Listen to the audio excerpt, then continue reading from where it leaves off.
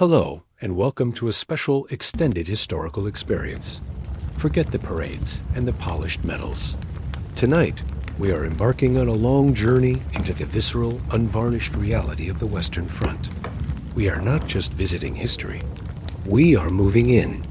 We're going to experience the Great War, not as a series of dates and battles, but as a state of existence, a world of mud, blood, and a bizarre, bleak camaraderie. So if you're ready to truly understand what it was like in the trenches, to feel the grinding terror and the soul-crushing boredom, then settle in. This is not a short story. It is an immersion. Let's begin our descent. Your journey to hell begins not with a bang, but with a long, rattling, claustrophobic train ride in a boxcar marked 40 Homs 8 Chevaux. 40 men, or 8 horses. The irony is not lost on you. Packed in with your battalion, the air thick with the smell of sweat, cheap tobacco, and the low-grade, constant anxiety of the unknown, you travel through a France that still looks like France. But as you disembark at the railhead, the world begins to change. The air grows cold and carries a new scent, a distant, acrid tang you can't place. This is the smell of cordite, the breath of the war. From here, it's a march. Not a heroic, flag-waving march, but a grim, exhausted trudge up a communication trench. A deep, winding gully that serves as the main artery to the front. With every step, the sound grows. It's not one sound, but a symphony of industrial violence. The deep, chest-rattling crump of a heavy howitzer miles away. The sharper, more irritable bang of a field gun. The sporadic, chilling crack whine of a sniper's bullet testing the air. And underneath it all, a constant, low rumble, like the earth itself has a stomach ache. This is the soundtrack of your new life. You are now a resident of the front. You finally reach your destination, the fire trench. You slide down the slimy, wooden riveted wall, your new, stiff boots instantly becoming anchors of prime Flemish mud. This isn't a simple ditch.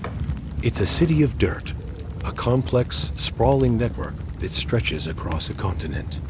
You are in a bay, a section of the trench about 10 yards long. The architecture is a desperate, ramshackle masterpiece of survival. The walls are a patchwork of rotting timber, corrugated iron, and wicker baskets called gabions filled with earth.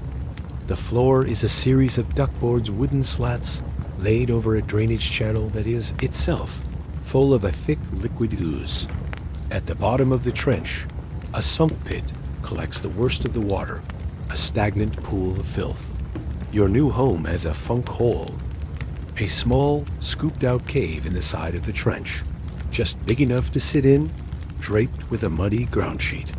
A single candle stub burns in an old bully beef tin, its guttering light doing little but deepen the shadows, making the rat's eyes gleam. This is it, your address for the foreseeable future. Welcome to the front line. You are not alone in this vertical city of the damned. You are greeted by Corporal Arthur Higgins, a man from the industrial Midlands with a face that has forgotten how to smile and eyes that have seen too much. He doesn't want your name or your story. He wants your rifle. He takes your Lee-Enfield, his hands moving with an unconscious expert grace. He works the bolt. Stiff, he grunts. Oil it. See the armorer if you have to. He assigns you to a fire step and a partner, a silent Welshman named Evans, who offers only a grunt. He points a thumb down the traverse. Latrine's that way. It's a plank over a deep hole. Don't fall in. And for the love of God, use the lime. He then delivers the 3 unbreakable commandments of the trench. 1. Keep your head down. The sky belongs to Jerry. 2. Your rifle is your wife. You clean her, you cherish her, you sleep with her. 3. Look after your feet. Trench foot will get you a ticket home, but you'll be leaving your feet behind as a souvenir. This is your orientation. It lasts 30 seconds. Let's meet the neighbors, the permanent residents of this mud society. In the next bay, are the old sweats, men who've been here since the battles of Luce or the Somme. There's Granddad, a man in his late 20s who looks 40, methodically stripping and cleaning his rifle with a religious fervor, his cloth moving in slow, precise circles. There's Doc, not a medic, but a walking encyclopedia of ailments, and their dubious, homespun cures, currently writing a letter to his wife with a stub of pencil, his lips moving silently. And there's Jack, who never stops talking about the pub he owns back in London, describing the perfect pint of bitter in painstaking detail, a litany against the reality of the trench. They brew trench tea over a tiny forbidden Tommy's cooker using an old tin can. Their uniforms are no longer cloth. They are a second skin, a hardened, sculpted carapace of mud, grease, and dried sweat. They move with a tired, economical grace, conserving every calorie for the moments it will matter. Then there are the other residents, the non-combatants who not only survive here, but thrive. The rats. They are a different species, large, brown, and bloated, with a sinister, knowing intelligence in their eyes. They are utterly fearless, feasting on the unburied dead in no man's land, and treating the trench system as their own personal, all-you-can-eat buffet. You will see them at night, scurrying along the duckboards in packs, their eyes glinting in the dark, some as big as small cats. They are loathed, but they are also a perverse barometer of activity. If the rats suddenly vanish, it often means a bombardment is coming. Then there are the lice. Chats. Every man, from the greenest private to the sergeant major, has them. They live in the seams of your clothes, in your hair, your armpits, your pubic hair. They cause a constant, maddening itch that can drive a man to the brink of sanity and spread trench fever, a debilitating illness that offers a few precious days away from the line. Delousing is a daily, communal ritual. You will sit with your tunic turned inside out, running a candle flame along the seams, listening for the satisfying pop of their tiny bodies, the smell of burnt chitin filling the air. It is a battle you cannot win, a futile, endless war within the greater war. Life here is not chaotic. It is governed by a rigid, unyielding, and sacred routine. This routine is the scaffolding that keeps your sanity from collapsing into the mud. It provides the illusion of order in a world dedicated to chaos. The day begins with stand to. An hour before the first hint of gray touches the sky, every man is roused from his fitful sleep. You pull on your damp, cold uniform, grab your rifle, and climb onto the fire step, your weapon resting on the parapet. You stare into the absolute blackness of no man's land. This is the hour of the wolf, when attacks are most likely. The world is silent, tense, pregnant with threat. Every shadow seems to move. Every rustle of wind is the scuff of a German boot. Your heart hammers in your chest, a frantic drum against the silence. This is the time of maximum, gut-twisting fear. You are a sentient being waiting for the universe to decide if you will live or die. As the sun properly rises and the landscape becomes a grim tableau of craters and wire, the order is given. Stand down. The tension doesn't vanish, but it dissipates, replaced by a weary, bone-deep exhaustion. The day's work begins. Breakfast is served, if you can call it that. It is invariably bully beef, a tinned horror of greasy, salty corned beef and hardtack biscuit. The hardtack is a tooth-breaking slab of flour and water, so hard you need to smash it with a rifle butt or the pommel of your bayonet. Most men dunk it in their tea, a strong, sweet, stewed liquid that is the lifeblood of the British Army, to make it vaguely edible. This process also has the bonus of drowning the weevils and maggots that live inside the biscuit. The tea is served in a mess tin, and it is more than a drink. It is a ritual, a moment of comfort, a tiny piece of civilization. The first formal duty of the day is rifle cleaning. In the pervasive damp of the trench, a rifle can rust into uselessness in a matter of hours. Your Lee-Enfield is stripped down completely. Every component is wiped clean. oiled with a special thick oil and meticulously reassembled. This is done with a ritualistic care that borders on the religious. Your life and the lives of your mates depend on this piece of machinery firing when you pull the trigger.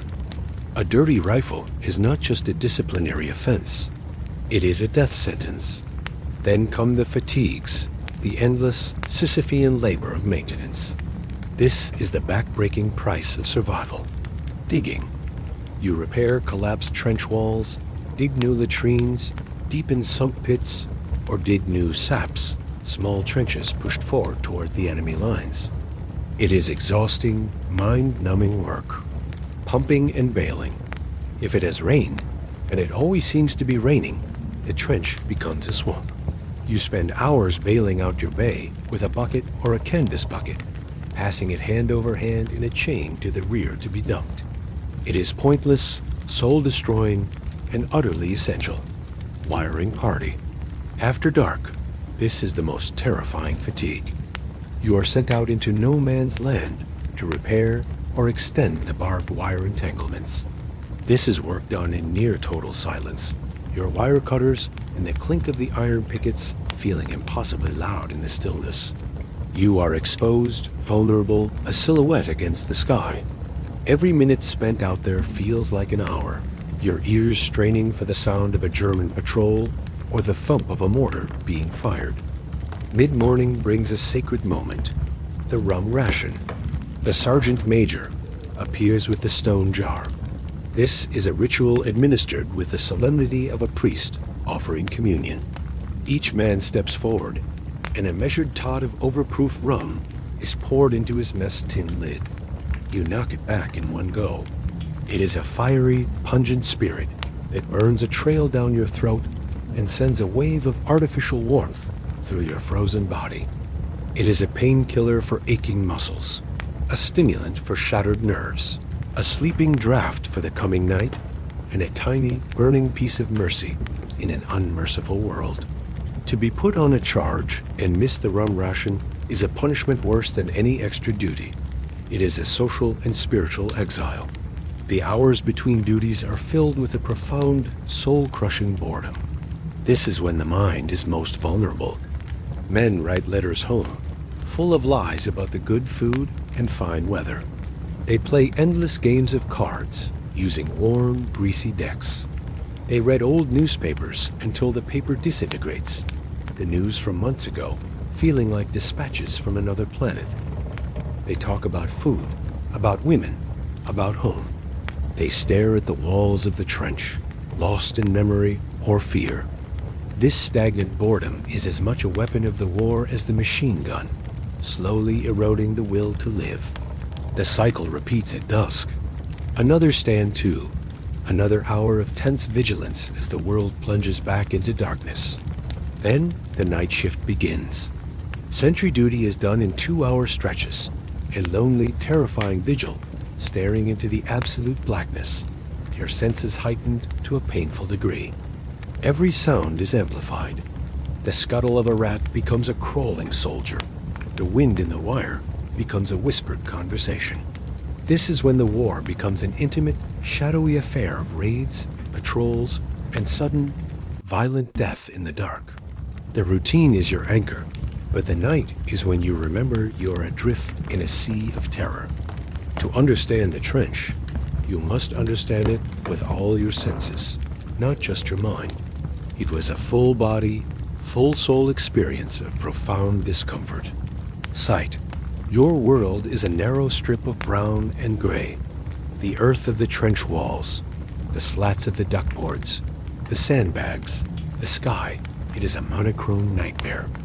The only splashes of color are the lurid blue of a lit magnesium flare against the night sky, the sudden orange flash of an explosion, or the terrible, vibrant crimson of fresh blood on the mud. You see things no one should see. The way a human body can be twisted and torn by high explosives, the blank stare of a dead friend, the slow, gray rot of trench foot on your own feet. Your vision is often limited to a few yards, the world ending at the parapet. It is a claustrophobic existence. Sound, The noise is constant and layered. The heavy crump of artillery, the shrieking whistle of an incoming shell, the tat-tat-tat of a machine gun, the crack of a rifle. But there are more subtle sounds. The constant drip of water, the squeak and scuttle of rats, the maddening buzz of flies. In the summer, the squelch of your own boots in the mud, the ragged sound of your own breathing inside a gas mask. You learn to be a connoisseur of sound. You can differentiate between an incoming and outgoing shell by its sound. The one you don't hear is the one that kills you. Silence, when it rarely falls, is more terrifying than the noise. It is unnatural, a held breath before the storm. Smell. This is the sense that truly defines the front.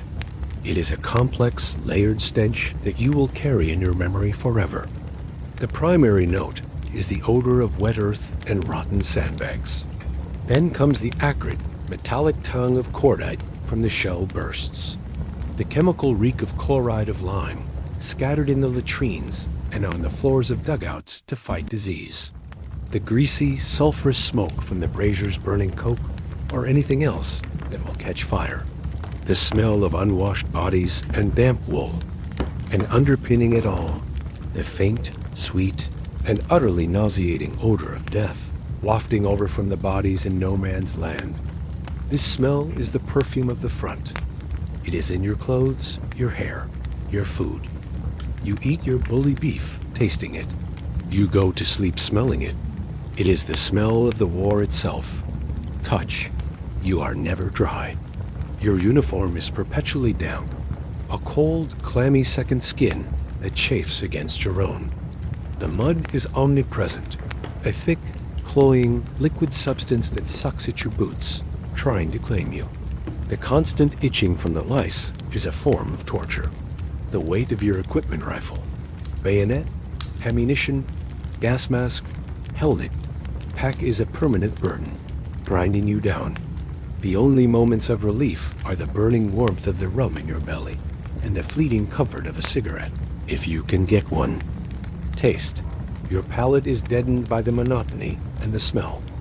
Everything tastes of the trench. The bully beef is greasy and salty. The hardtack is like eating flavored plaster. The tea is strong, sweet, and life-saving, but it too often has a faint aftertaste of chloride, of lime, or smoke. A parcel from home containing chocolate, cake, or real cheese is a miraculous event, a fleeting connection to a world of flavor and comfort you had almost forgotten existed. This war was not fought with muskets and sabers. It was an industrial war, and you are a cog in a vast, impersonal machine of death. Your personal weapons are just one part of a terrifying arsenal. The Lee-Enfield rifle, your bolt-action rifle, the SMLEMK3, is your best friend and your life. It is reliable, accurate, and you are trained to fire 15 aimed rounds in a mad minute. But in the close confines of the trench, it is often more useful for its long, cruel bayonet. Bayonet drill is a staple of training, filled with rhetoric about cold steel and the spirit of the offensive. In reality, most killing is done from a distance. The bayonet is more often used as a multi-tool, to open tins, to poke at suspicious objects in the mud, to hold up a ground sheet, or as a candlestick. Its psychological value, however, is immense. Machine guns.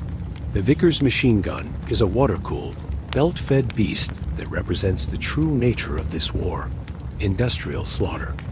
It is a weapon of area denial, capable of firing 450 to 500 rounds per minute, cutting down entire waves of infantry. It is operated by a specialized team.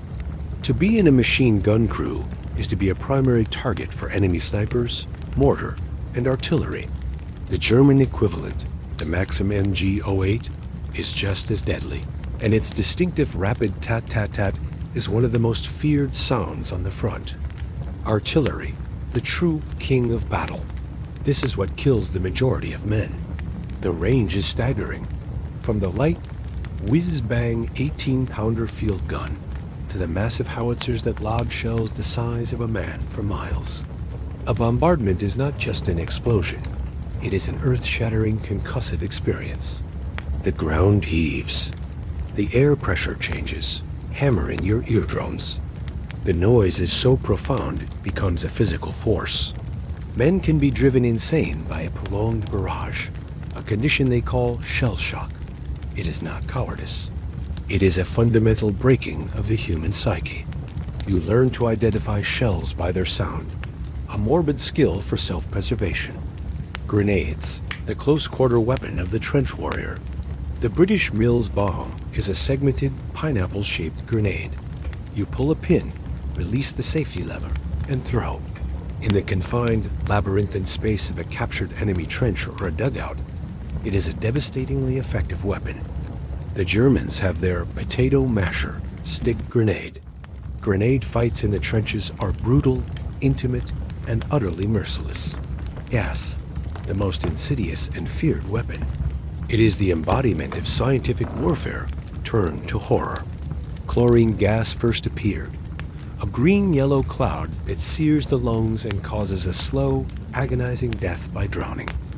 Then came phosgene, deadlier and less detectable. And finally, the worst of all, mustard gas. This is a vile, oily vapor that doesn't need to be inhaled. It blisters the skin, burns the eyes, and destroys the lungs from the inside out. It can linger for days in shell holes and the mud. The gas gong and empty shell casing hung up is one of the most terrifying sounds on the front. The frantic fumbling scramble to put on your cumbersome pH gas helmet, the smell of the chemicals inside the mask, the panic of a leak, the sight of men vomiting and choking inside their masks. It is a special personalized kind of hell. The physical toll of the trenches is obvious, constant, and grinding. The cold and wet are your eternal enemies. Trench foot is a constant, looming threat. It is a medical condition caused by prolonged exposure to damp, unsanitary, and cold conditions. The feet become numb, swell, turn blotchy and gray, and eventually begin to rot. In severe cases, gangrene sets in, necessitating amputation. The prevention is a daily, disgusting ritual. Men are ordered to remove their boots, and puttees dry their feet as best they can, and rub them with whale oil, a foul-smelling grease. Officers conduct foot inspections, and a diagnosis of trench foot could get a man sent to a hospital far behind the lines, a blessed relief, albeit a painful one. But the mental toll is deeper, less understood, and often more damaging. The military command, steeped in Victorian ideals of masculine courage, has little patience for what it often labels cowardice or malingering. But the men in the line know it as shell shock. It is a fundamental breaking of the human spirit under unimaginable, sustained pressure. The symptoms are varied and terrifying. Some men develop uncontrollable tremors. Others fall into a catatonic state, staring into nothing. Some lose their memory or their ability to speak. Many are haunted by waking nightmares, jumping at the slightest sound, their nerves shot to pieces. The sound of a shell whistling in, the sight of a friend suddenly dismembered by a direct hit, the constant, grinding anxiety of the random lottery of death. It etches itself onto the soul. You learn to build a wall in your mind, to shut down the parts of yourself that feel too much to operate on a kind of numb autopilot, just to get through the next minute, the next hour, the next day. The humor becomes darker, more fatalistic. You joke about things that should never be joked about, because to treat them with seriousness is to acknowledge the horror, and that way lies madness. The mind, as much as the body, is a battlefield. All the routine, the waiting, the grinding exhaustion builds towards one terrifying, inevitable event. Asterisk, asterisk, the big push. Asterisk, asterisk, the rumor mill goes into overdrive for days beforehand. You see signs. Extra ammunition is brought up.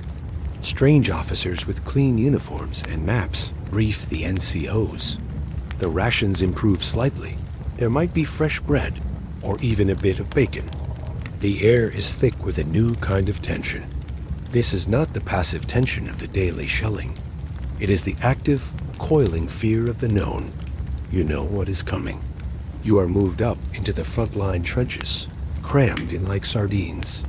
The preliminary bombardment begins. This is not ordinary shelling.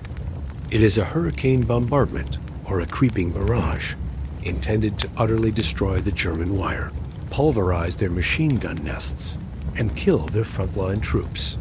It lasts for days. The world ceases to be.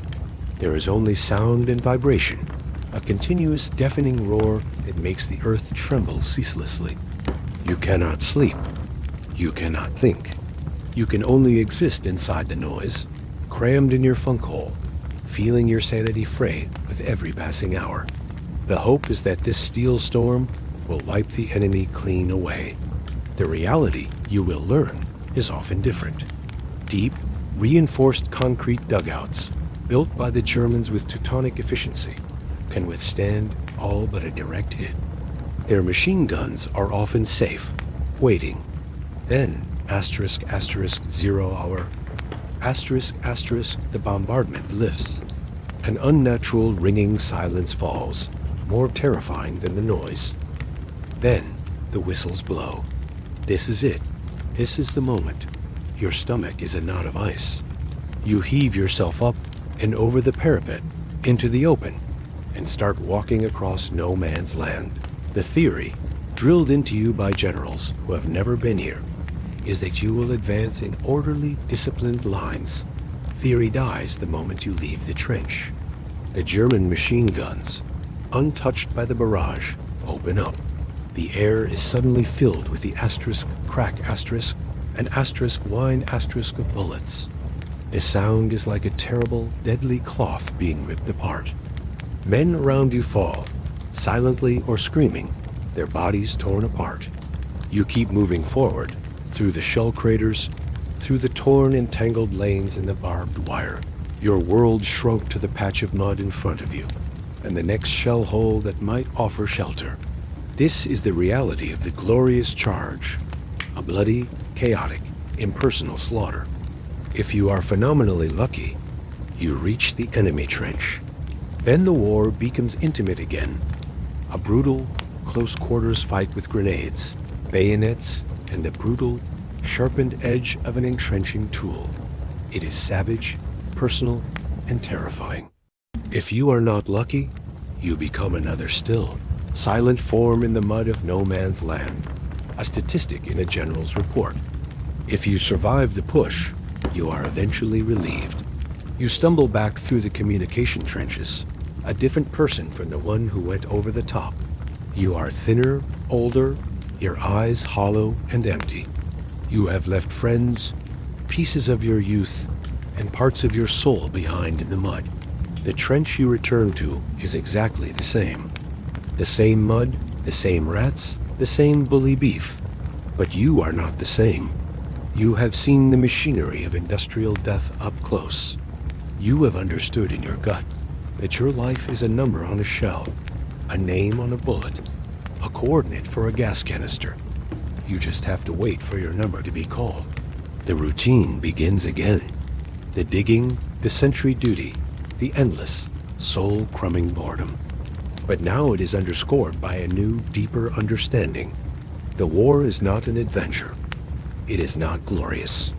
It is a vast, grinding machine that consumes men, bodies, and souls to gain a few hundred yards of worthless, shell-torn earth. And you know, with a chilling certainty, that it will continue to consume until there is nothing left. You have descended into hell, and you have taken up residence. The only question that remains is not if you will get out, but what will be left of you if you do. This, then, was the reality of the Western Front. Not for a day, not for a week, but for months and years on end. It was a life defined by mud and memory, by terror and a stubborn, inexplicable will to see the next sunrise. It was a world where men discovered the very worst of what humanity could do, and very often, the very best of what the human spirit could endure. The camaraderie forged in that hell was stronger than blood. The humor, however dark, was a lifeline. The small acts of kindness, sharing a precious bit of chocolate, taking a double shift of sentry duty for an exhausted mate, writing a letter home for a wounded friend, or acts of profound courage. As you sit in the comfort and safety of your world, listening to the echoes of this long-ago nightmare, remember this: the peace and the future you enjoy was purchased with the currency of this mud, this fear, this sacrifice, and this enduring, battered hope. It is a debt we can never truly repay, but we can remember. We can listen to the whispers from that hell. We can learn the lessons written in blood and wire, and we can promise, with every fiber of our being, to never ever let the world slip back into that particular kind of madness. This has been the story of the trench. Thank you for listening. Never forget them.